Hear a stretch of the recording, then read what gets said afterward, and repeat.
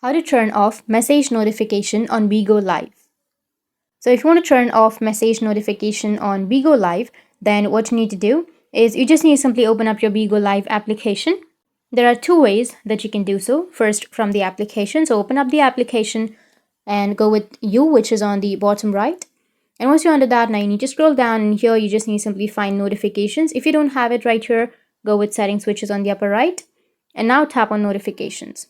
Now, once you're here, under the notification, if you want to turn off the message notification, then you just need to simply toggle off the option on the first, which is chat message notification.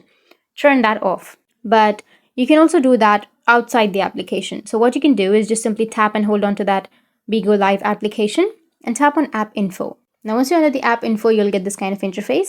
Tap on notifications, and here you need to go with message, and under message, you need to toggle off the option, and that's it.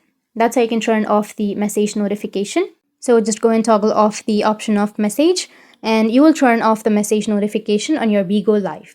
So that's it, and if you have any questions, feel free to comment below. Thanks for watching.